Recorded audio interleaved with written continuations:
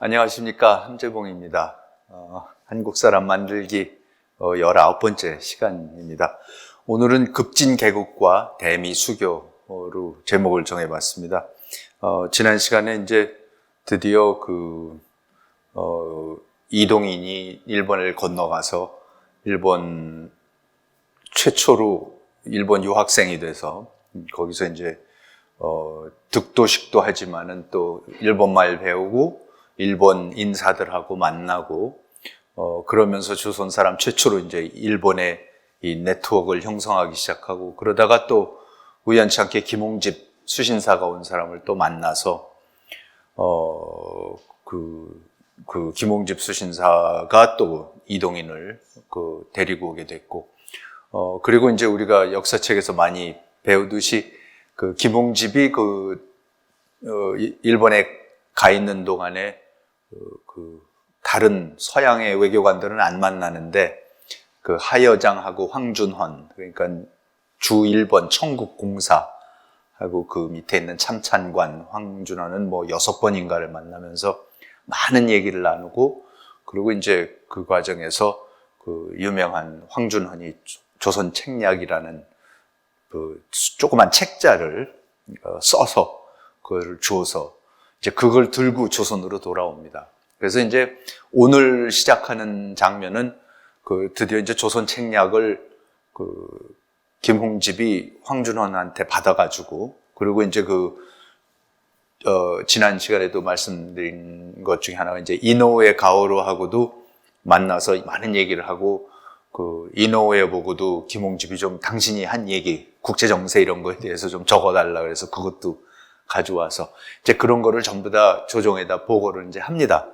그래서 이제 조선 조정에서 드디어 그 조선 책략들을 읽고, 황준헌의 조선 책략을 읽고 나서 이제 회의를 하게 됩니다.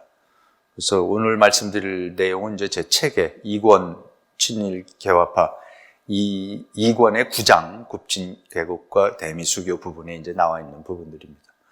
그래서 이제 그 조정 회의를 이제 합니다. 그래서 제가 말씀드렸듯이 기록은 정말 엄청나게 많이 남아 있습니다. 그러니까 매일매일 같은 기록들을 우리가 볼 수 있는데, 이 기록을 읽어보는 것만큼 사실 역사를 현장감 있게 보는 일이 없는 것 같습니다. 1880년 10월 11일 날 이제 고종하고 대신들이 조선 책략을 읽고서 이제 모였습니다. 그래서 영의정 이최응은 그 이하흥, 흥선대원군 이하흥의 형입니다. 형인데 당시 이제 영의정을 맡고 있었죠. 그래서 영의정 이최응이 그걸 이제 읽고 나서 하는 얘기입니다. 그 조선 책략을 읽고 나서 우리나라의 백두산 북쪽은 바로 러시아의 국경입니다. 비록 큰 바다를 사이에 둔 먼 곳이라도 한 척의 돛단배로 순풍을 타면 오히려 왕래할 수 있는데, 하물며 두만강을 사이에 두고 두 나라의 경계가 서로 접한다면 더 말할 것이 있겠습니까? 이제 러시아하고 우리가 이렇게 가까워졌다. 보통 때에도 숨 쉬는 소리까지 서로 통할 만한데 얼음이 얼어붙으면 비록 걸어서라도 건널 수 있을 것입니다. 바야흐로 지금 러시아 사람들은 병선 16척을 집결시켰는데 배마다 3,000명을 수용할 수 있다고 합니다. 이게 이제 이노우에 가오로한테 김홍집이 듣고 온 얘기입니다. 지금 블라디보스톡에 러시아 사람들이 큰 함대를 지금 갖다 놓고 있다. 이제 그걸 그대로 지금 배 16척 얘기도 그대로 합니다. 그럼 만약 추워지게 되면 그 형세는 틀림없이 남쪽으로 향할 것입니다. 그 의도를 진실로 헤아릴 수 없으니 어찌 대단히 위태롭지 않겠습니까? 라고 이제 이채영이 얘기를 합니다. 그랬더니 고종이 하는 얘기가, 일본 사람들의 말을 보면 그들이 두려워하는 바는 러시아로서 조선이 대비하기를 요구하는 듯하지만 사실은 조선을 위한 것이 아니라 그들 나라를 위한 것이다. 이제 고종은 이제 일본 사람들이 자기네가 겁나서 지금 그러는 거 아니냐, 이제 이런 식으로 얘기를 합니다. 그랬더니 이채영이 조선이 만일 방비하지 않으면 그들 나라가 반드시 위태롭기 때문입니다. 그러니까 이제 이채영은 이제 깨닫기 시작했어요. 일본이 걱정하는 게 조선 자체 아니보다도 어쨌든 조선이 러시아한테 먹히거나 그러면 이제 곧바로 일본이 문제가 된다를 안다. 그러니까 이제 결국 그 얘기가 그 얘기다. 그러면서 비록 그렇더라도 우리나라에 어찌 러시아 사람들의 뜻이 일본에 있다고 핑계대면서 심상하게 보고만 있겠습니까? 그러니까 러시아가 우리 난쳐 들어오고 실제로 하는 건 일본인데 괜히 우리가 끼어들 필요 없고 일본 사람들 말에 괜히 혹할 필요 없다 뭐 그런 식으로 고정 얘기하니까 아니 그렇다고 우리가 가만히 있으면 보고만 있을 수 있겠습니까? 방비 대책에 대하여 우리 스스로가 어찌 강구한 것이 없겠습니까마는 청나라 사람의 책에서 논한 것이 그러니까 그 황준원의 그 조선 책략에서 논한 것이 이처럼 완벽하고 이미 다른 나라에 준 것은 충분한 소견이 있어서 그런 겁니다. 우리한테 이런 걸 준 거 뭐냐면 이게 충분한 근거가 있다고 자기네 나름대로 다 생각을 해서 준 거다. 그중 믿을 만한 것은 믿고 채용해야 할 것입니다. 라면서 이제 고종의 의심을 괜히 일본이 그러는 거 아니냐 하는 걸 이제 잠재웁니다. 그러면서 미국에 대해서도 이제 언급을 합니다. 그러니까 미국하고 잘 하라고 이제 그 조선 책략에도 나오고 이노우에 가오로도 계속 뭐 많은 사람들이 그랬으니까 그렇죠. 지난 6월에 미국 사람들이 동래부에 왔었는데 이게 뭐냐면은 그 슈펠트 제독이 나중에 이제 조미수 통상조약을 맺게 되는 슈펠트 제독이 일본한테 가갖고 이노우에 가오로한테 가갖고 우리가 조선하고 좀 뭐를 하고 싶은데 조선하고 좀 할 수 있게 도와달라고 그래요. 그래서 이제 이노우에 가오루가 그러면 동네로 가서 일본 사람들을 통해서 거기 가 있는 외관에 있는 사람들을 통해서 이제 그 조선 정부에다가 얘기를 하는데 이제 그것도 당연히 조선 정부가 이런 지하에 이제 거절을 해버린 일이 있었습니다.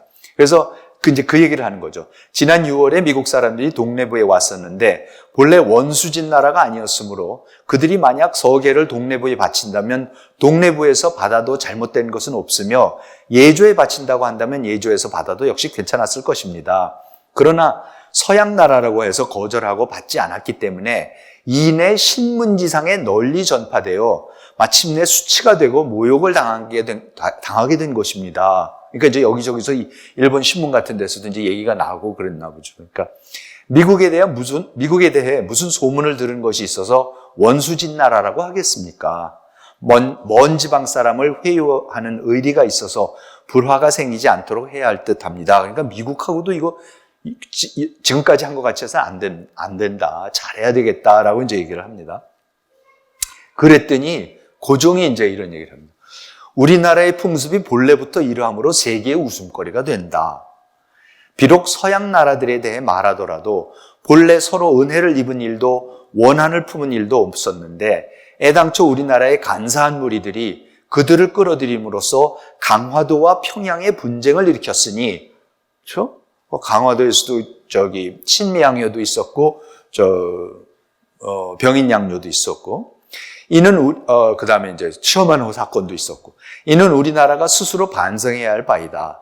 몇 년 전에 서양 사람들을 중국에 들여보낸 것은 중국의 자문에 의하여 좋게 처리하였다. 이건 이제 미국 배가 한번 난파한 적이 있었습니다. 그거를 선원들을 그대로 이제 조선이 잘 넘겨줬었죠. 그러니까 쇼만호 사건 나기 직전에. 그래서 사실 쇼만호 사건이 났을 때에도 쇼만호가 없어졌는데 조선에 가서 무슨 일을 당했을 거라고는 전혀 미국 사람이 생각하지 못한 게 그 바로 직전에 미국 배가 난파한 배를 아주 조선이 잘 구조해줘갖고 중국을 통해갖고 돌려줬거든요. 선원들을 다. 그러니까 이제 조선이 그럴 리가 없다 이제 그랬던 거고. 이제 그 얘기를 하는 거죠. 중국의 자문에 의해서 좋게 처리하였다. 대체로 양선이 우리 경내에 들어오기만 하면 대뜸 사학을 핑계대는 말로 삼지만 이거 뭐 천주교다 또 사학이다 자꾸 이런 소리들을 하는데 서양 사람이 중국에 들어가 사는데도 중국 사람들이 모두 사학이라고 말하는 것은 아직 들어보지 못하였다. 미국 사람들, 서양 사람들이 중국에 많이 사는데 그럼 그 사람들이 전부 다 사학한다고 그러면 중국 사람들이 그러냐? 나 그런 소리 못 들어봤다. 이른바 사학이란 배척해야 마땅하지만 불화가 생기게까지 하는 것은 옳지 않다라면서 고종이 원래 이런 개방적인 사고가 있었을 수도 있어요. 그게 이제 여태까지 의정척사파나 이런 사람들 또 자기 아버지 흥선대원군의 쇄국정책에 거기 위세에 눌려서 한 번도 표현이 못된 바가 있는지 모르지만 사실 그동안에 일본이 계속해서 그 외관을 통해 갖고 좀 어떻게 해보자, 새로 해보자 그래갖고 안동준을 통해서 뭘 할 때마다 다 그걸 닫고 그리고 이제 고종 자신이 친정을 시작한 다음에도 74년부터도 일본하고 문제에 있어서 이렇게 과단성 있게 뭐를 하지 못했지 않습니까? 근데 그러니까 사실 이런 얘기를 하는 걸 들으면은, 굉장히 생각이 바뀌었거나 아니면 드디어 이제 자기 생각을 얘기를 하는 거거나 이제 둘 중에 하나가 되겠습니다. 어쨌든 전에랑은 전혀 지금 다른 종류의, 그러니까 당연히 열어야 되고 서양 사람이라고 사학이라고 배척할 필요도 없고 잘해야 된다라고 아주 영의정 이채영하고 자기 큰아버지죠. 영의정 큰아버지하고 고종하고 아주 죽이 잘 맞아서 이거 개방해야 된다. 이런 얘기를 이제 주고받고 있습니다. 그래서 이때 이 조정회의가 끝나면서 고종이 곧바로 이동인 보고 너가 다시 일본에 가서, 그러니까 이때 이동인을 벌써 이제 고종이 만난 거죠. 그러니까 김홍집이 이동인을 만나서 얼른 데리고 와서 소개를 해서 지금 이제 고종이 이동인의 존재를 아는 거고, 그래서 이제 김홍집을 통해서 이동인 보고 빨리 다시 일본에 가서 뭔가를 지금 이제 일을 꾸미라고 그럽니다. 그래서 곧바로 지금 회의가 한 날짜가 10월 11일 날 회의를 했었는데요. 11월 5일 날 이동인하고 무불 탁정식도 불교 스님이에요. 그러니까 두 스님이야. 그러니까 두 스님이 일본을 제일 잘하는 스님. 전에도 말씀드렸듯이 이 불교라는 것 때문에 같은 불교 국가, 그러니까 일본이 불교 국가 그러니까 이 조선의 스님들이 굉장히 관심이 많았고, 그래서 이제 동본원사 부산 분원이 생겼을 때 이제 이동인이랑 가서 이제 접촉이 되고 이제 그랬던 거죠. 근데 그래서 이 두 스님이 원산에서 모여서 원산으로 몰래, 왜냐하면 부산으로 또 가면은 위정척사파나 대원군 파들이 지키고 있을까봐 방금 개항을 한 원산으로 통해서 이제 가기로 합니다. 그래서 원산에서 모여서 오쿠무라 엔신도 거기도 모여가지고 11월 5일 날 일본 군함을 타고 다시 일본에 건너갑니다. 그러니까 온 지 얼마 안 돼 갖고 다시 건너가는 거죠. 그러니까 이번엔 고종의 밀사로 아예 건너가는 겁니다. 그래서 도착하자마자 11월 15일 날 도쿄에 도착을 하는데, 이동인이 도착하자마자 영국 공사관의 세토 참사를 만나러 갑니다. 이게 그래서 세토 참사의 일기에 나오는 얘기입니다. 아사노, 그러니까 동인이 지금 막 도착하여 여행 가방을 들고 밤늦게 갑자기 나타났다. 자기 집에, 세토 집에 나타난 거예요. 그리고 그는 국왕이 계몽되었다는 좋은 뉴스를 전하면서 국왕으로부터 받은 여권을 소지하고 있었다. 그러니까 아예 이제는, 전에는 이제 밀항을 해가지고 몰래 숨어서 그러고 공부를 하다가 갔는데, 이번에는 아예 국왕의 여권을 소지하고 있었다. 국왕은 그의 나라가 러시아에게 노출된 위험을 잘 인식하고 있으며, 그러니까 이제 황준원의 조선 책략을 제대로 이제 공부를 한 거죠. 수주일 이내에 자유당이 현재의 쇄국 내각을 전복할 것이라고 한다. 그렇게 이제 쇄국파가 이제 물러나게 될 것이라고 한다. 그러면서 이때 뭐를 보여주냐면요. 사실 이동인이 들고 온 게 뭐였었냐면, 고종한테 받은 밀서가 뭐였냐면은, 하여장, 그러니까 일본에 있는 청국공사한테 편지를 전하는 거예요. 그러니까 지금 중국하고 직접 하는 방법이, 지금 김홍집이 워낙 하여장하고 친해지고, 그리고 그 사람으로부터, 그 하여장하고 황준원으로부터 조선 책략과 여러 가지 중국의 계책과 세계 정세를 배웠으니까 다시 고종이 김홍집을 통해서 김홍집 보고 하여장한테 편지를 쓰라 그래서 그 편지 사본을 이동인이 이제 들고 온 겁니다. 그러니까 그 편지 이제 공식적으로 나중에 전달이 되지만, 그런데 지금 그러니까 이동인은 김홍집이 하여장 청국공사한테 보내는 사본을 갖고 왔던 거를 세토한테 보여주는 거예요. 지금 내가 갖고 온 밀서가 이런 밀서다.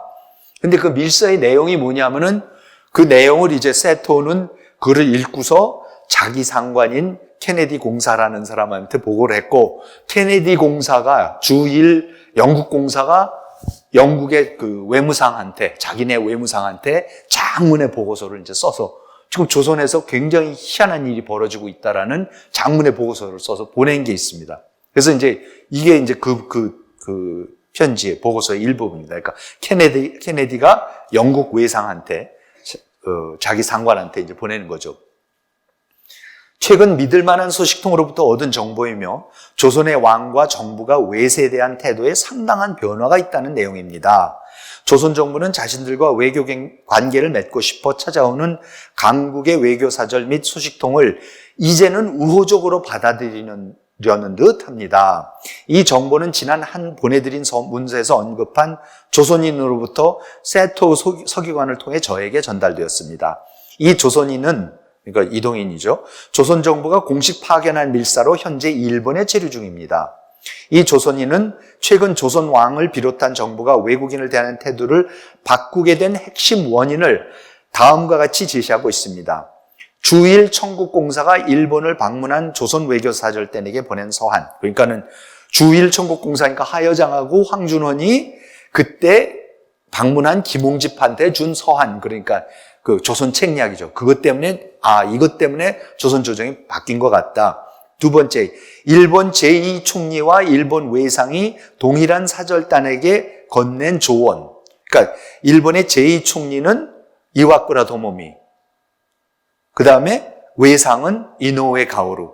이 사람들이 또 똑같은 얘기를 한 거죠. 러시아 조심해라. 빨리 그 자강을 해라. 빨리 미국하고 그 관계를 맺어라. 뭐 이런 등등등등 한 얘기죠. 그러니까 황준원의 얘기도 먹혀 들어간 것 같고, 지금 그 일본 사람들의 이노우에 가오루와 이와쿠라의 말도 먹혀 들어간 것 같아서, 그래서 이제 조선이 변하는 것 같다. 조선과 일본이 개국을 통해 얻게 될 이익을 추후 정책 방안을 모색해야 한다는 내용. 그리고 마지막으로 가공할 만한 러시아 함대가 조선 동해상에 출몰함에 따른 조선 왕의 불안감 때문이라고 조선인은 전하고 있다. 그러니까 이제 이동이 이렇게 세 가지로 이유를 했죠. 그러니까 러시아 함대 문제. 세 가지 원인 중에서도 마지막 원인이 거의 틀림없이 조선 태도의 변화에 가장 결정적이었던 것으로 보여집니다. 이건 이제 케네디의 해석입니다. 이거 아무래도 러시아 함대의 위협이 제일 그 고종의 마음을, 개국을 해야겠다라고 마음을 바뀌게 하는 큰 이유였던 것 같다. 그러면서 이제 케네디가 마지막 부분에, 저는 조선이 영국의 국익 측면에서 봤을 때 상업적으로 그리 중요하지 않은 나라라고 보지만, 러시아와 청나라의 복잡한 이해관계를 고려할 때 조선은 동아시아에서 교역하는 나라들에 있어서 정략적으로 지극히 중대한 의미를 지닌 나라로 보여집니다. 그러니까 지금 경제적으로는 뭐 무역할 것도 없고, 조선이 그렇지만은 앞만 봐도 이 조선이 전략적으로 너무나 중요한 나라인 건 확실합니다. 라고 이제 케네디가 자기 보고서를 이제 썼던 겁니다. 그러니까 이거를 통해서 우리가 지금 이동인이 하여장한테 전달하려는 김홍집이 그 썼다라는 편지의 내용, 그 내용을 우리가 이제 파악을 할 수가 있는 거죠.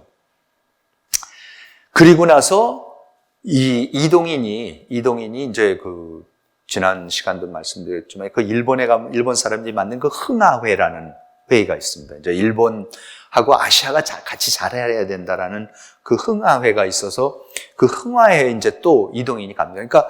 그러니까 누구죠? 윤웅열, 그 윤치호 씨 아버지도 일본 꼭 가서 흥하회에 갔었고, 조선 사람은 가기만 하면 꼭 흥하회를 갑니다. 그래서 김홍집도 사실은 흥하회에 그때 왔었을 때에 김홍집 본인이 갔는지 안 갔는지는 모르는데, 그때 흥하회 회장이 김홍집한테 우리 흥하회가 이런 겁니다 라고 해서 편지를 보낸 게 있었어요.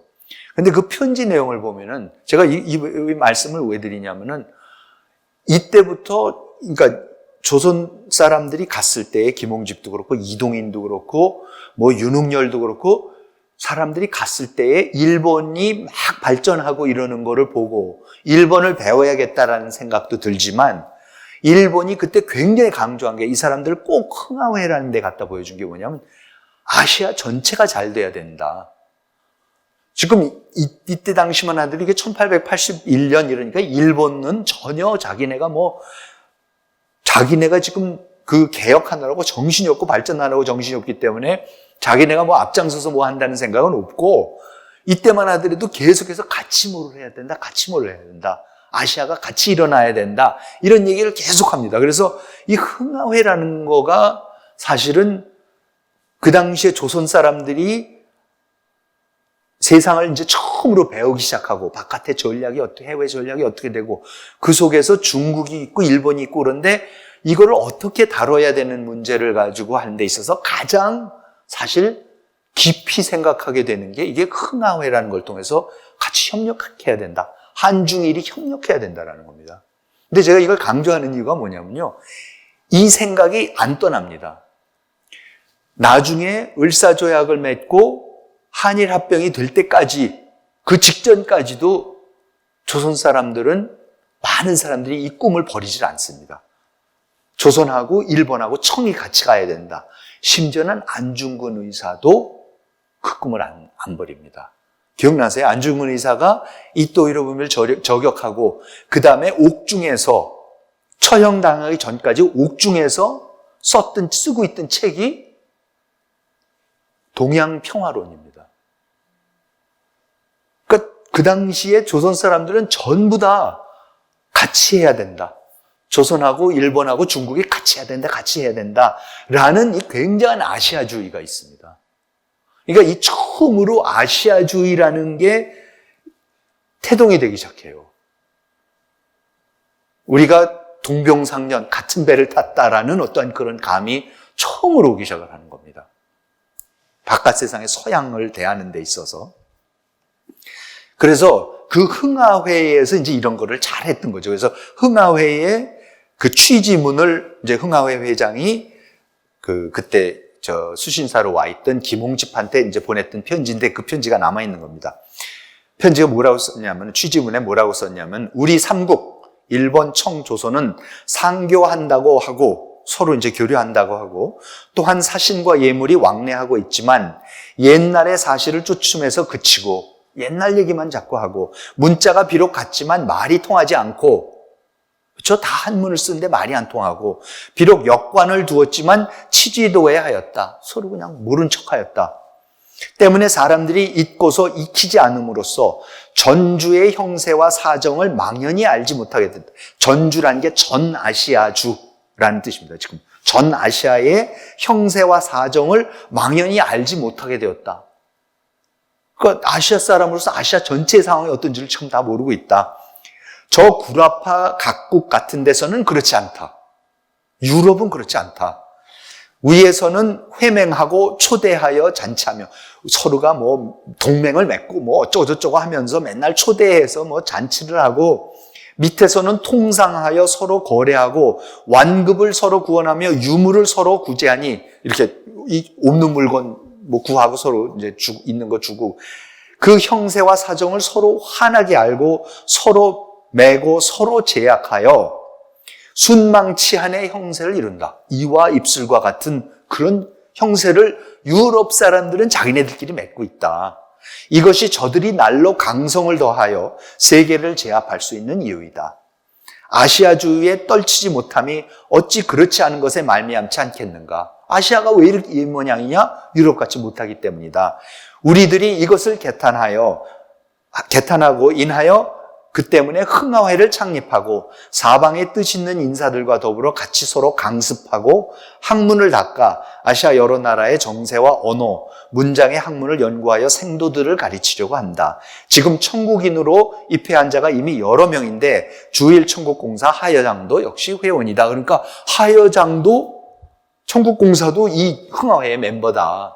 그러면서 이제 김홍집을 부르려고 했었던 거죠. 그래서 김홍집이 갔는지 안 갔는지 모르지만 분명한 거는 윤흥렬은 거기에 분명히 이제 갔었었죠. 그런데 이동인이 그때에 처음에 이제 밀항을 해서 와서 도쿄에 이제 와서 드디어 활동을 하기 시작할 때에, 그때에 흥화회를 가다가 흥화회에다가 이 편지도 보내고, 익명으로 편지를 보내고, 익명으로 기부금까지 냅니다. 예? 그러면서 그때의 이동인이 썼던 흥하에 대해서 이제 썼던, 그러니까 이동인이 무슨 생각을 지금 하고 있고 일본은 어떻게 생각하고 있었고, 따라서 그를 따라갔던 김옥균이나 뭐든 박영효나 이런 사람들이 지금 일본하고의 문제를 우리가 지금 생각하는 한일 관계 이런 게 아니라 사실은 굉장히 넓은 의미에서 아시아주의라는 거를 이제 깨우치기 시작하면서 보고 있었다라는 걸 이제 말씀드리기 위한 건데, 이게 이제 이동인이 돈 조금 집어넣어서 저 흥하회에다 보내면서 썼던 편지입니다. 연못 속의 물고기는 1100번을 빙빙 돌아도 소견이 연못 안에 지나지 않고, 꿈을 꾸는 사람은 1000만 번을 생각하고 궁리해도 계획하는 바가 꿈속을 벗어나지 못한다. 어찌 꿈꾸는 사람과 물고기만 그렇겠는가? 좁은 견해에 갇혀서 스스로 분발하지 못하는 자들이 모두 그렇다. 천하의 변화는 무궁하니 성인의 법도 또한 그에 따라 무궁하다. 이것이 이른바 대역지도이니, 이게 주역에 나오는 얘기 아니냐. 계속 변하는 거다. 변화무쌍한 것이다. 수시 변혁하여 그 시대에 맞는 도를 따르는 것이다. 그때마다 상황을 알아서, 시대를 알아서 변해야 되는 거다. 그 도를 따라야 된다. 만약 오래도록 변통하지 않으면 막히고 쇠락해지니, 안 변하면 쇠락한다. 쇠락하면 폐해가 생겨난다. 이러한 이치는 고금의 차이가 없는데, 주공과 공자 이후로는 다시 신농씨와 황제 같은 인물이 한 번 나와서 변통한 적이 없었다. 공자는 그때 신농씨 이후로 변한 적이 없다. 계속 농사만 짓고 똑같은 거 지금 수천 년 하고 있다. 우리 아시아에서는. 지금 우리 아시아주가 쇠퇴해서 분발하지 못하고 서구인들에게 곤욕을 당하는 것은 다른 이유에서가 아니다. 좁은 견해에 안주해서 남에게 좋은 점을 취하지 못하여 변통해야 할 때 변통하지 못하기 때문이다. 바꿔야 할 때 못 바꾼다. 남을 배울 생각을 안 하고. 해외에서 구미의 권력이 강한 것은 다른 이유가 아니다. 모두 교집 군거 서로 이렇게 그러니까 얽혀서 서로 그 장점을 배워 시대에 맞게 변통하여 그 편리한 점을 따르기 때문이다. 그러므로 우리는 갈수록 더욱 곤궁해지는데 저들은 더욱 강해지는 것이니 통탄스럽다. 무슨 이제 긴 건데 이제 제가 줄여서 몇 가지만 합니다. 그리고 이제 미국에 대해서 이렇게 얘기를 합니다. 미국의 워싱턴 대통령이 농민으로 일어나 농기를 들고 흉악한 칼날을 제압해서, 그러니까 영국을 제압해서 한번 그 방자하고 포악한 습성을 응징하니 지금 여러 주의 많은 약소득 국가들까지도 그 은혜를 얻고 있다. 그러니까 제가 앞부분에 하나 빼놨는데 이제 뭐냐면 앞부분에 영국이 아편을 팔려고 중국하고 전쟁을 해서 아편을 팔고 있는 이제 말도 안 되는 짓을 한다라는 얘기를 이제 했거든요. 그러니까 그 다음이 뭐냐면, 근데 미국이 워싱턴이 일어나서 이 영국 놈들 한번 혼을 내줬다. 그래서 우리가 다 지금 그 은혜를 입고 있다. 저 워싱턴도 처음에는 일개 지사에 불과했다. 그러니까 이제 그 지지들, 그러니까 저 사무라이 젊은 하급 사무라이들 같은 그런 지사들이다. 그러면서 사카모토 료마 이런 사람에 불과했다. 우리 아시아주의 수많은 인사들을 옛날 아메리카주의 세력과 비교해보면 그 난이에 또한 차이가 있다. 그런데도 스스로 분발하지 못하니 어찌 우리 아시아주에 인사가 있다고 할 수 있겠는가? 왜 아시아인 사람이 안 나왔냐? 전에 살펴보니 5주의 인구가 대략 10억 명 남짓이었다. 전 세계에 10억 명인 것. 그런데 우리 아시아주의 인구가 7억 남짓을 차지한다. 7억 명이나 되는 많은 인구로 인사가 없다는 비난, 인물이 없다는 비난을 받는다면 어찌 크게 탄식하지 않겠는가? 그러면서 도쿄에 갔을 때 처음 이 흥하회가 창설된 사실을 알고 땅에 엎드려 박수를 쳤다. 나도 모르는 사이에 감격의 눈물이 얼굴을 적셨다. 학자금 30금을 털어서 창설 비용에 보탰다. 그러니까 학자금 30금을 어디서 털어서 이제 보냈다는, 기부를 했다는 겁니다. 물방울 하나가 대해에 아무 보탬이 되지 않으면 잘 알지만 혹시라도 이 말로 인해 분개하는 사람이 있어서 신농씨와 황제의 옛 공적을 따르되 그것을 더욱 넓히고 정법을 주장해서 한번 태국을 바로잡아 우리 아시아주가 수억 명의 이 세상에서 으뜸가는 주가 되게 한다면 보탬이 전혀 없진 않을 것이다. 그래서 메이지 13년 4월 동쪽으로 파견된 본원사, 동본원사 유학생 모, 그렇게 익명으로 해서 이동인이 이제 보냈습니다. 그러니까 이제 와서 이제 이런 활동을 하고, 그리고 12월 1일 날 히가시 훈간지에서 2만 엔을 빌려서 다양한 근대 물품들을 또 사서 귀국을 합니다. 그리고 그래서 이제 세토 일기에 또 아사노는 오늘 아침 조찬 후 떠났다. 그의 가장 최신 구상은 조선에서 가장 앞선 인사들로 구성된 사절단을 이곳에 데리고 와서 외국 사절들과 조약을 맺는 것이다. 그러니까 이제 이동인이 와서 천국 사람들도 만나고 일본 사람들도 만나고 이제 이런 일을 하려고 우리가 그럽니다라는 얘기를 하고 영국 사람까지 다 만나면서 하는 얘기가 다음은 뭐냐면 내가 가서 우리나라의 제일 똑똑한 사람들을 모아가지고 한번 여기 시찰단을 데리고 올 것이다 라고 한번 이제 자랑을 하고 포부를 밝히고 세토한테 그리고 이제 돌아갑니다. 그래서 12월 30일 날 드디어 그 김홍집의 서신 원본이 이제 하여장한테 전달이 됩니다. 그러고 나서 이제 이렇게 하고 이동인이 이제 조선에 돌아갑니다. 그러고 나니까는 지금 12월 며칠 나갔죠? 12월 30일 날 이제 돌아간 겁니다.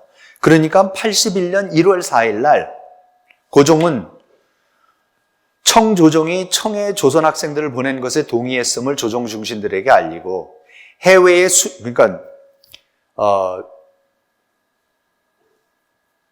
이거는 그러니까 고종이 동시에 청해도 사람을 보내갖고 하도 이홍장이 열라 그러니까 그러면 청해 우리가 유학생 같은 거를 좀 보낼 수 있지 않겠는가를 타진을 했었던 적이 있어요. 그랬더니 이제 이홍장이 당장 그러라고 그래요. 그러니까 이제 그거를 발표를 합니다. 그래서 81년 1월 4일 고종은 청조정이 청해 조선 학생들을 보낸 것에 동의했음을 조정 중신들에게 알려버립니다. 우리 중국에 유학생 보내기로 했어 라면서 고종이 얘기를 해버립니다.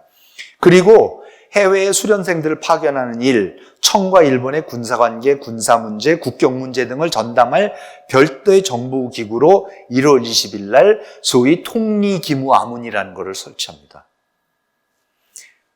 6조밖에 없었어요. 그렇죠? 지금 500년 동안 조선을 통치해온 기구는 의정부하고 6조입니다. 그걸 통해 가지고 하다가 처음으로 뭐 유학생도 파견하고 외국하고 뭐를 해야 되는 어떤 기구가 필요하다 그래 갖고 이게 이제 말하자면 처음으로 근대적 그 기구들이 정부 기관들이 설치되기 시작하는 최초입니다. 그래서 81년 1월 20일 날 통리기무아문이라는 걸 설치합니다. 그리고 이동인을 통리기무아문의 참모관에 임명을 합니다. 그러니까 이동인은 무슨 과거 공부를 한 사람이 아니에요. 지금 유학자도 아니에요. 아예 불교 스님이고 그것도 밀항을 해서 국법을 어기고 밀항을 해서 일본에 건너가서 일본 말을 배우고 일본 승으로 득도를 해갖고 활동하는 사람을 데리고 와갖고 지금 이 새 기구의 관리로 갖다 앉히는 겁니다. 그러니까 굉장한 파격이 지금 일어나고 있습니다. 고종이 놀랍게 지금 변신을 하고 있습니다. 그리고 이제 정말로 놀라운 것 또 하나가 1월 16일 날 인천을 개항한다 그럽니다. 제일 놀라는 게 일본 사람들이에요. 지금 부산 열고 나서 그 강화도 조약 때 76년에 강화도 조약하면서 약속을 한 게 외관만 여는 게 아니라 동래부 외관만 여는 게 아니라 2개항 정도는 더 열 텐데 거길 어디를 열 거냐 그래서 제물포 좀 열어라. 인천 좀 열어라. 서울하고. 그러니까 뭐 한양하고 너무 가까워서 안 된다. 원산을 열자. 그랬더니 그건 이성계 우리 태조의 고향 거기라서 그것도 안 된다. 그러고 다 거절을 하고 있어서 야, 이거 어떻게 도대체 협상을 해야 되나. 그리고 이제 일본은 그냥 끙끙끙끙 하고 있었는데 그냥 고종이 전격적으로 그나저나 독립기념관도 설치하고 그냥 재물포도 10개 이래버립니다. 완전히 나라가 열리기 시작합니다.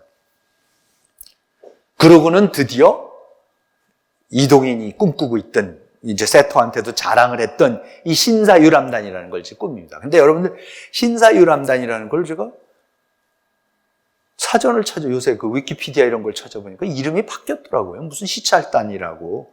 근데 왜 그러냐면 이제 신사유람단이란 말의 어원이 말 그대로 신사들이 유람을 간다는 얘기예요. 그러니까 그 사전을 쓴 사람들은 이게 유람 간 것도 아니고 시찰단이었는데 그래서 무슨 시찰단 이렇게 이름을 바꿨는데 저는 그렇게 그냥 이름을 마구 바꾸는 거는 특히 역사적으로 특정한 시대에 자기네 그 당시에 살았던 사람들이 특별한 이유 때문에 어떤 이름을 붙인 거 있으면 우리가 그걸 그대로 써야 됩니다. 그 당시 사람들이 한양이라고 그랬으면 한양이지 서울이 아닙니다. 그렇죠? 그 당시 사람들이 조선 사람이라고 그랬으면 조선 사람인 거지 자꾸 그 사람들 보고 우리가 한국 사람이라고 하면 이런 엄청난 혼란이 지금 생기게 되는 개념상 혼란이 생기기 시작하는데요. 신사유람단은 이름을 신사유람단을 붙인 이유가 뭐냐면은 아직까지도 아무리 고종이 마음을 바꿔갖고 지금 다 열어서 뭐 통리기념관도 만들고 재물포도 열고 하지만 여전히 뭐예요? 대원군 쇄국주의자들과 위정척사파들이 막강하거든요. 그러니까 공식적으로 뭐 일본에 뭐 시찰단을 보낸다? 딴 데도 아니고 일본에 외놈들의 나라에 말도 안 되는 거예요. 그러니까 아예 보낸다는 얘기를 하지 못해요.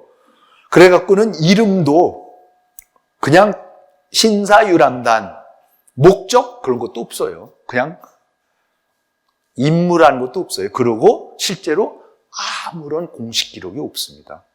신사유람단에 대해서는 아예 기록을 안 남겼어요. 우리가 신사유람단이 있었고 물론 그 사람들이 가서도 알지만은 가게 되는 절차에 대해서 아는 건 순전히 뭐냐면은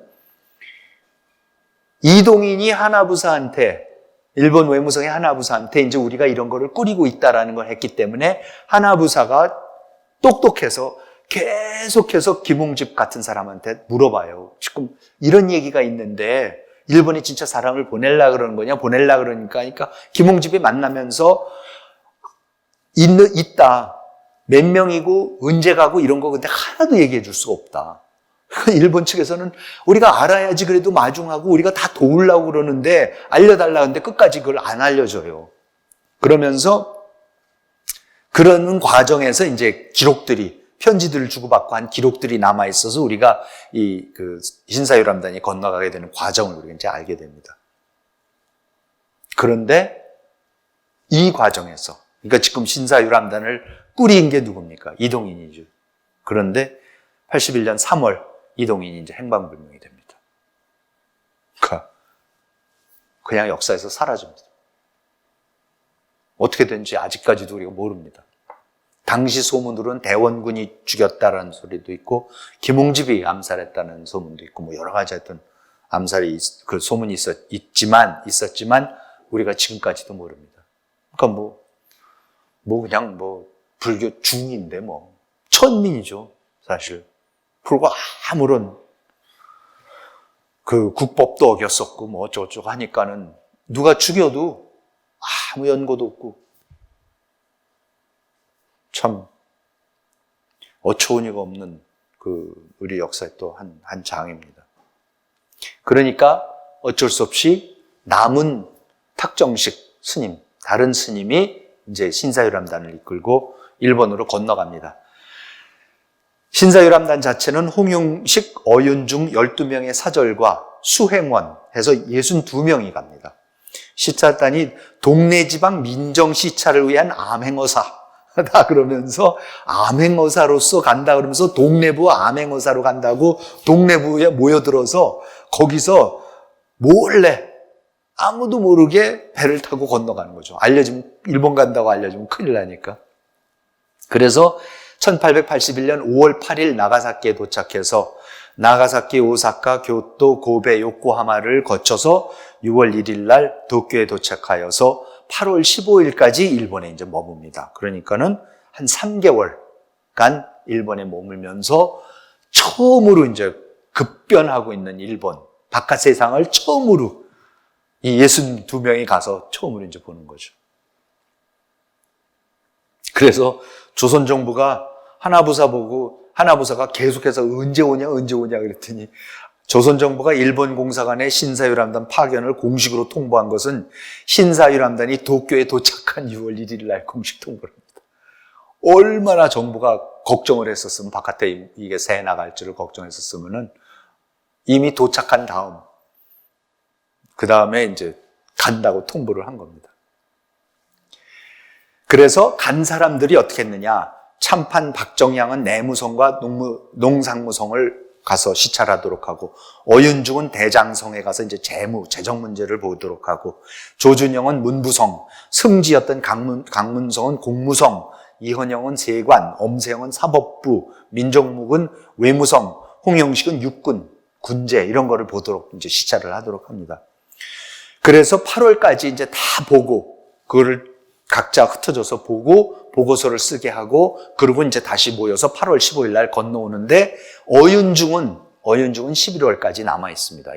일본에 계속 더 남아 있으면서, 어윤중이 데리고 간 수행원들이 누구냐면 육일준과 유정수, 윤치호였습니다.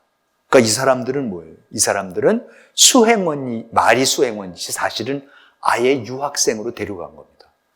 이동인이 밀사로 건너와서 후쿠자와 유키치하고 만나서 우리가 곧 큰 사절단이 올 텐데 당신 학교에, 당신이 아는 사람, 알고 있는 모든 학교에 좀 부탁을 해서 오는 우리 조선 신사들이 오면은 유학을 할 수 있도록 해달라 그래서 후쿠자와가 다 준비를 하고 했었던 겁니다. 그러니까는 육일준과 유종수는 도일한 지 2주 만인 6월 8일, 그러니까 도쿄에 도착한 지 하자마자 6월 1일 날 도쿄에 도착했는데 6월 8일부터 학교에 다니기 시작을 해요. 그게 뭐냐면 완전히 이미 준비를 다 해놨던 겁니다. 그래서 육일준하고 유정수는 그러니까 개요대학교, 그러니까 후쿠자와 자기가 만든 학교에 입학을 시켰고, 윤치호는 동인사라고 또 유지가, 서양의 중요성을 일본 유지가 또 만든 학교가 있습니다. 그 학교에 이제 또 윤치호를 보냈고, 그 다음에 김양한이라는 사람은 아예 조선을 하는 데에다가 조선소에다 입학을 시킵니다. 그리고 6월 12일 날 어윤중은 후쿠자와 유키치를 드디어 이제 만납니다. 그리고 6월 22일에는 일본의 신문사를 시찰하고, 오후에는 역시 흥하회에 또 주최하는 큰 환영회에 참석을 해서, 환영회에는 일본의 정치가와 학자, 하여장, 청국공사 하여장을 포함한 청외교관 등 44명이 참석해서 대대적인 환영 행사를 벌여줍니다. 어연중하고 신사유람단을 위해서. 그리고 6월 29일에는 태정 대신, 그러니까 일본 정부의 최고위죠, 산조 사네토미를 만납니다. 그 정한론 때에 막 중간에서 나중에 쓰러지기까지 하는 그 산조 사네토미인데, 그 사람이 이제 최고위라서 산조 사네토미를 예방하고, 청공사관의 공사 6창. 요때 이제 공사가 막 하여장에서 6창으로 바뀌었습니다. 청공사가. 그리고 이제 황준호는 그대로 남아있어서 참찬과 황준호도 만나고. 그래서 그랬습니다. 그 다음에, 근데 이제 이 사람이 계속 있었던 이유가, 어윤중이 그럼 왜, 딴 사람들은 8월 15일 날 다 돌아갔는데, 왜 어윤중은 11월까지 계속 남아있느냐? 10월 23일 날, 그러니까 8월 11일 날 이제 다 신사유람단이 돌아가는데, 10월 23일 날 조선 정부가 3차 수신사를 보내요. 그러니까 1차 수신사가 76년에 김기수였고 2차가 80년에 김홍집이었지 않습니까? 3차 수신사 조병호를 보내요. 그래서 지금 어윤중은 일본에 아직도 있는데 3차 수신사 조병호가 와서 어윤중 보고 뭐라 그러냐면은, 고종께서, 임금께서 지금 미국하고 수호 조약을 체결하기로 결정을 내렸다. 라면서 고종의 밀명이 뭐냐면은 어윤중 보고 빨리 청나라에 가서 중국에 가서 지금 이홍장하고 이 문제를 논의하라라는 겁니다. 그래서 그거를 지금 기다리고 있었던 거예요. 그래서 그러니까 이게 지금 동시에 막 열리는 겁니다.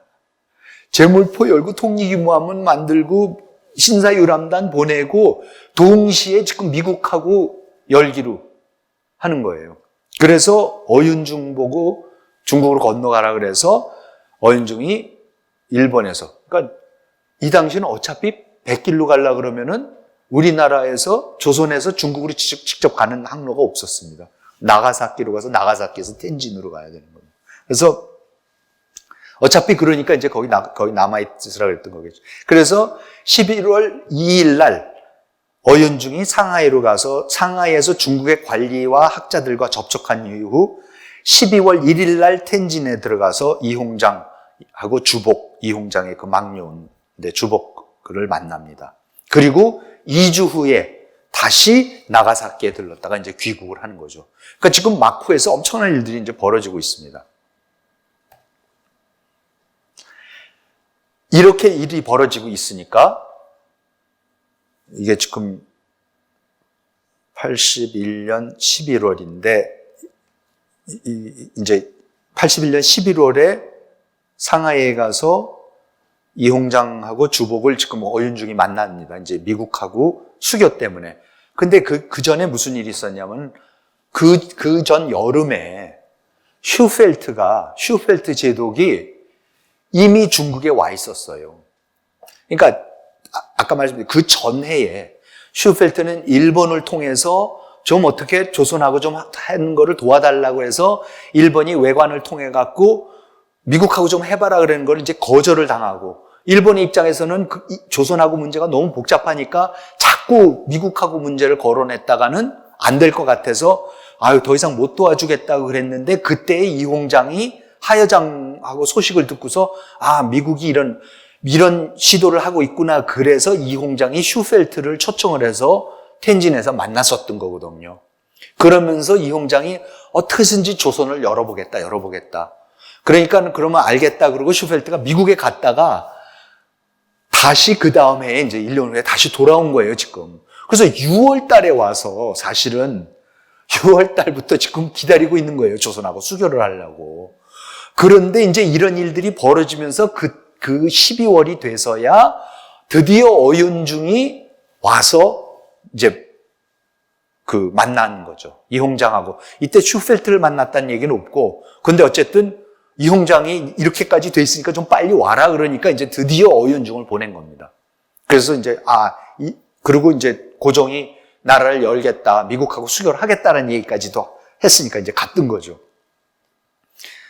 그래서 그래서 81년 여름에 슈펠트가 중국으로 와서 조선으로부터 아무 소식이 없자 81년 7월 1일 날 이홍장이 슈펠트를 만나서 좀 더 기다려달라. 그래갖고 82년 1월 달에 그래서 이제 그 사이에 누구죠? 어윤중이 다녀갔던 거고.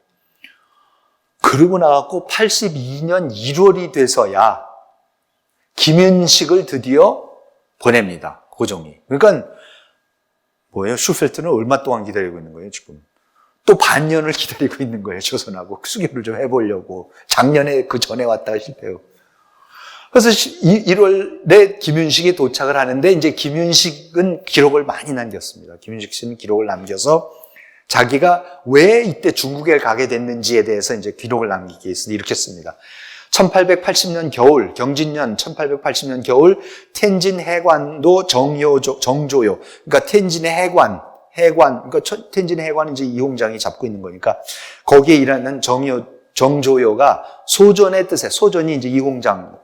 이홍장의 뜻에 따라 우리나라 연공사신에게, 그러니까 이제 뭐죠? 조공 바치는 사신에게 편지를 주어 우리 조정에 전하게 했는데 미국과 연계하는 것은 7가지 이익이 있음을 논하는 것이었다. 또 말하길 조선이 이미 일본의 통상을 허락했으니 각국이 반드시 이 전례를 끌어대며 몰려올 것입니다. 만약 전부 사절할 능력이 있다면 금일의 논의는 참으로 군도덕에게 말이 될 것입니다.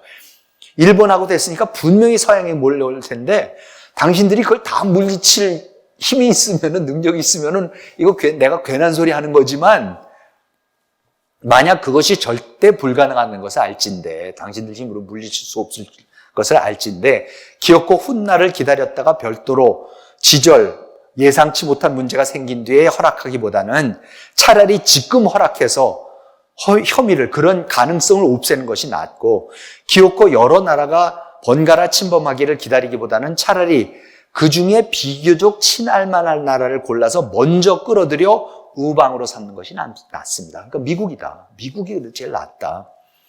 부디 학생을 텐진에 유학시킨다는 명목을 내세워서 사리를 이해하는 대신을 선발하여 텐진으로 보내 상의해서 처리하게 하십시오. 이 기회를 놓쳐서는 안 됩니다.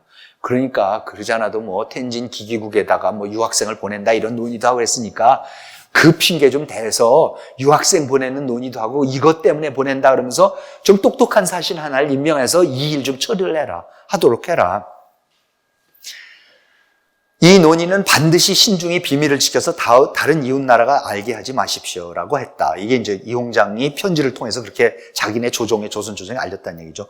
주상께서 이 논의를 간합하셨다. 그러니까 고종이 이거를 받아들였던 거죠, 그때. 하지만 흉흉한 국론이 서양과 화친한 것을 그러다 하여 억지로 막을 수 없었으니 어찌하겠는가 하면서 이제 왜 이렇게 지연이 됐는가 하는 얘기를 하는 겁니다. 그러니까 너무 의정척 사파와 이런 게 흉흉하니까 함부로 이걸 못한다는 거. 그래서 김윤식을 보내는 것도 이렇게 늦어졌다. 슈펠트가 벌써부터 와 있는 건 알았는데. 그래서 이제 도착해서 82년 1월 7일 날 김윤식이 바우딩에서 이홍장과 첫 회담을 합니다. 그럴 때 이때에 김윤식이 이게 여러 가지 우리가 생각할 수 있지만 우선 얼마나 지독하게 반대가 심했는지, 이 개국 문제에 대해서 얼마나 의정척 사파의 반대가 심했는지 알 수 있는 게 뭐냐면 김윤식이요. 하도 미국하고 수교를 하라 그러니까 이홍장은 그러고 자기랑 고종은 이거 힘들어 죽겠는데 못할 것 같고 그러니까 김윤식이 이홍장 보고 뭐라 그런지 아세요? 청황제가 고종에게 미국과 조약을 체결하는 칙령을 좀 내리게 해달라 그래요. 아예 그냥 그러면 의정척 사파도 꼼짝 못할 거 아니냐. 청황제가 하라는데는데 그래서 칙령을 좀 내리도록 하라고. 그러면 깨끗이 해결되지 않냐고 김윤식이 그래요. 그랬더니 이홍장이 오히려 그렇게 되면 미국과 협상할 입지가, 조선이 미국과 협상할 입지가 좁아질 거다. 그래서 오히려 그거는 안 좋은 방법이다. 조용히 이거는 진짜 미국하고 조선이 하는 걸로 해야지. 뭐 중국이 시켜서 하면 이거 중국이 책임지기도 싫은 일이고 지금. 그러니까 이제 그렇게 되는 거죠. 그러면서 이홍장은 김윤식에게 고종으로 하여금 조약 협상의 특명 정권을 가진 고위 관리를 비밀리에 텐진으로 파견하여 슈펠트가 조약을 협상하도록 할 것을 종용하고, 고종은 김윤식의 보고를 또 받아요. 그런데 4월 4일에야 어윤중과 이조연을 문의관으로 텐진에 파견하려고 결정을 합니다. 그러니까 이제 슈펠트 지금 와서 거의 1년이 돼가는 거죠. 그러니까 1월 달에 김윤식을 보내서 지금 이홍장하고 만나서 이홍장이 또 좀 빨리 해라고 했는데 그 얘기를 듣고도 4월 4일 날에야 어윤중하고 이조연을 문의관에 텐진에 이 조약 협상을 위해서 파견하기로 결정을 내려요. 그때 결정을 합니다. 그런데 그 사이에 어떻게 됩니까? 슈펠트가 못 기다리겠다는 거예요. 이제는 도저히 못 기다리겠다. 그래서 내가 조선으로 가서 하겠다. 그랬더니 지금 조선으로 당신 건너갔다가는 큰일 난다. 될 일도 안 된다. 그러니까는 이홍장이 지금 몇 번을 얘기한 겁니까? 어윤중한테도 얘기했고 김윤식한테도 얘기했고 수없이 편지 보내서 제발 사람 좀 보내서 조약 좀 맺으라고 미국 사람 계속 와서 작년에도 왔다 가고 올해도 와서 기다리고 있다고 하는데도. 그러니까는 이홍장이 3월 말에 드디어 뭐라 그래요? 아휴, 안 되겠다. 내가 그냥 대신 협상해야겠다. 내가 조선 대신 협상할게. 그래서 슈펠트랑 조미 수호 조약을 슈펠트하고 이홍장이 협상을 하기 시작을 합니다. 그래서 한 달간에 걸친 협상을 통해서 이홍장이 조약문을 이제 마련을 합니다. 근데 청이 서양이나 일본과 체결한 조약보다 훨씬 유리한 조약을 체결을 합니다. 굉장히 평등한 조약을 내고 관세를 강하게 매기고, 그 다음에 무슨 아편 안 되고 뭐 안 되고 하는 거 이걸 다, 왜냐하면 자기네가 당해본 게 있으니까 이제 굉장히 세게 협상을 해서 아주 유리한 그 조약을 체결합니다. 근데 다만 이 홍장이 조선은 비록 청제국의 속방이지만 지금까지 내치와 외교에 있어서 자주권을 행사해왔다라는 조항을 조미수 통상조약에 넣으려고 그래요. 그러니까 조선은 중국의 속방이다라는 거는 어딘가에 이렇게 하나라도 넣고 싶었던 거야. 그랬더니 슈펠트가 반대를. 슈펠트가 당신하고 조선은 그 이상한 특수관계가 있다고 자꾸 그러는데 그건 당신들의 문제고 우리는 독립국인 조선하고 지금 조약을 맺는 것이니까 상관없다. 그랬더니 이 홍장이 그러면 그런 내용이 달린 편지 같은 거를 따로 만들어서 보내면은 전달하겠냐 그랬더니 그런 거 써서 보내면은 내가 우리 미국 대통령한테 전달하겠다라고까지는 얘기를 하지만 조약에다가 그런 조항을 넣는 거는 슈펠트가 거부를 해서 실패를 합니다. 그러고 나서 어떻게 합니까? 그러고 나서 조약문을 다 만드니까 이제 그 조약문을 들고 마건충, 그 조약문을 쓴 마건충이죠. 마건충이라는 사람이 전에도 말씀드렸지만은 상해 출신 카톨릭 집안 출신으로서 일찌감치 프랑스에 유학을 해서 프랑스에서 고등학교를 졸업해서 중국 사람 최초로 프랑스 고등학교 졸업 시험인 바칼로레아 시험에 패스를 하고 그리고 그 유명한 시앙스포라는 그랑제골 그 명문 대학에 가서 법학을 공부해서 돌아와서 지금 이 홍장 마구로 있는 사람이고 이 홍장하고 유학 시절에 균세 이론이 어쩌고 하면서 밸런스 오브 파워 이론을 전달하고 그랬던 사람이죠. 그 사람한테 이제 조약문을 다 쓰게 한 겁니다. 그 이홍장이.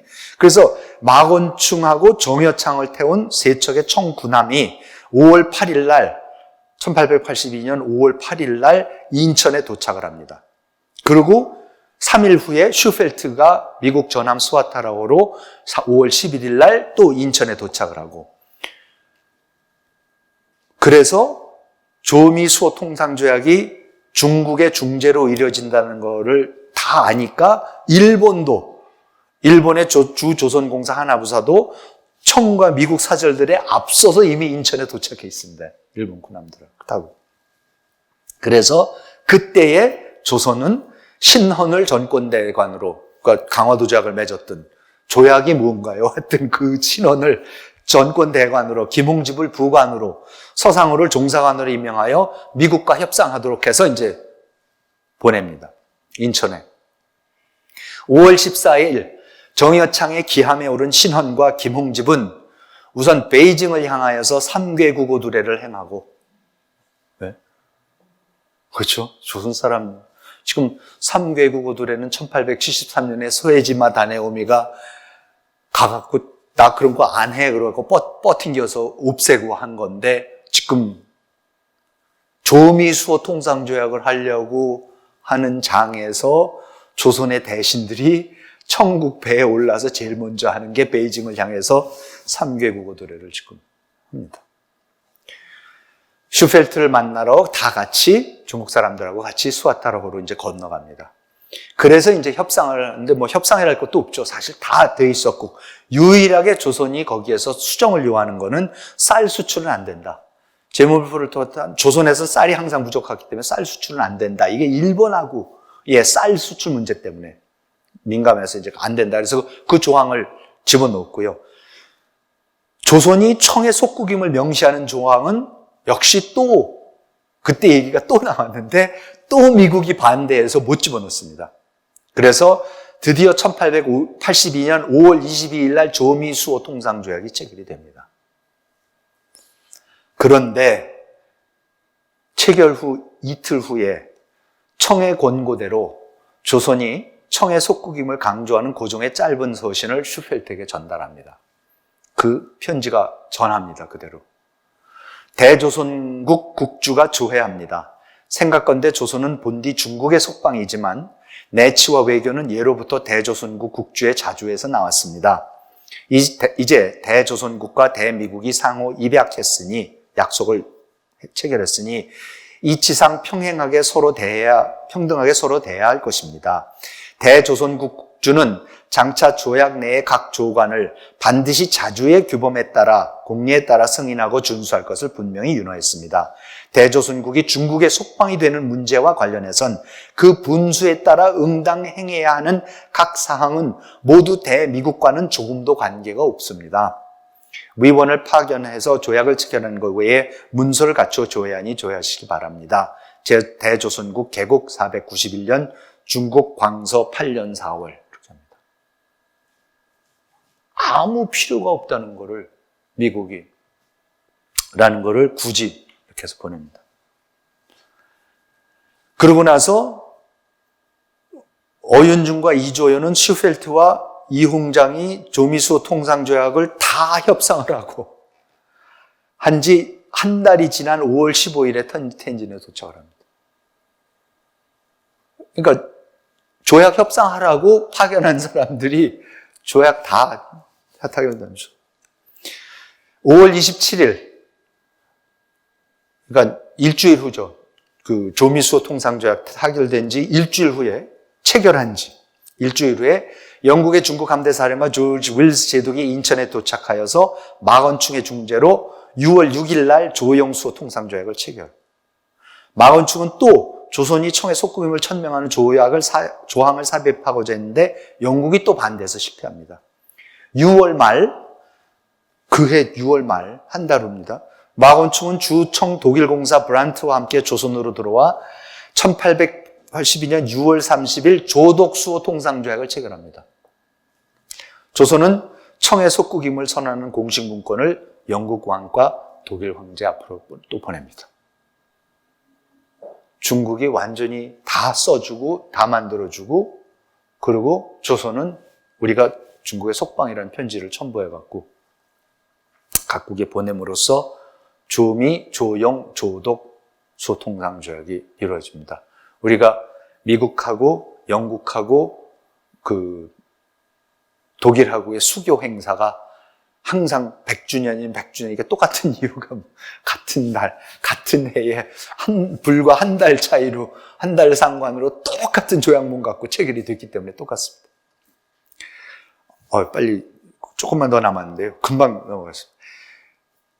그러니까 이때에 김옥균도 일본을 건너갑니다. 김옥균은 신사유람단에는 참여를 하지 않습니다. 여러 가지 설이 있는데 아마 몸이 아파서 안 갔다는 것 같은데 그 신사유람단을 따라서 부산까지는 갔는데 건너가진 않았습니다. 그런데 아무튼 1882년 3월 중순, 그러니까 본대가 그 신사유람단이 귀국한 후에 박용희와 서강보험과 함께 처음 가서 뭐 나가사키에서 현 정부 도서관, 세관, 학교, 병원, 공장을 시찰하고 일본 인사들을 만나고 12월에는 교토의 히가시 혼간지를 방문해서 성대한 환영식에 참석을 하고 교토에 머문 동안에 궁궐, 긴각구지 이런 뭐 여러 가지 신사들 보고 공장들을 견학하고, 그리고 82년 6월 1일 도쿄에 도착하여 후쿠자와를 처음 만납니다.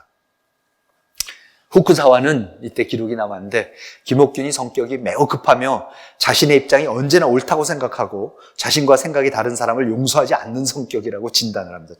처음 만나고 나갔고요, 후쿠자와가. 그리고 아무런 공식 직책도 없었지만 마치 대단한 권한을 갖고 있는 듯이 행동했다, 김옥균이. 그렇게 이제 후쿠자와가 회상을 합니다. 그런데 어쨌든 후쿠자와는 김옥균 일행을 적극 극진하게 환대를 하고 이노우에 가오루, 오쿠마 시게노부, 시부사와 에이치, 일본의 자본주의 아버지 시부사와 에이치, 오쿠라 기하치로, 그 오쿠라 호텔, 그 최초로 정가표 달린 물건들 부산에 와서 팔았던 일본의 거상 오쿠라 기하치로 등을 전부 다 소개를 해줍니다. 그래서 후쿠자와 소개로 흥하회 모임에도 가고 육군성 병원 우체국 등을 방문하고 일본에 체류 중이던 미국의 유명한 그 식물학자, 동물학자, 에드워드 목스 박사를 만납니다. 이 모스 박사가 나중에 6.1준을 미국 유학을 시켜주는 그 모스 박사입니다. 그때 이제 그래서 그때 다 모든 이게 이제 형성이 됩니다.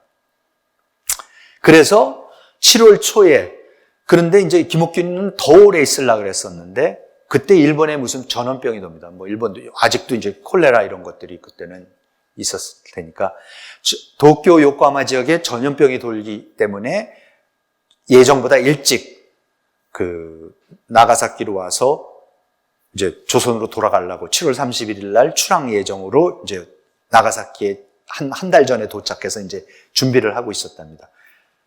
이때에 지금 드디어 조선 책략을 입고 나라가 이제 열기 시작을 해갖고 통일기무 한번 만들고 중국에 사신을 보내서 학생을 보내겠다 그러고 미국하고 수교하겠다 그러고 신사유람단을 보내고 김옥균까지 이제 일본에 건너가서 드디어 이제 완전히 이제 조선이 연다고 딱 그러면서 돌아오겠다고 가서 이제 조선에 돌아가서 이 일들을 추진하려고 지금 나가사키에서 7월부터 기다리기 시작하는데 7월 19일 날 이모군란이 터집니다.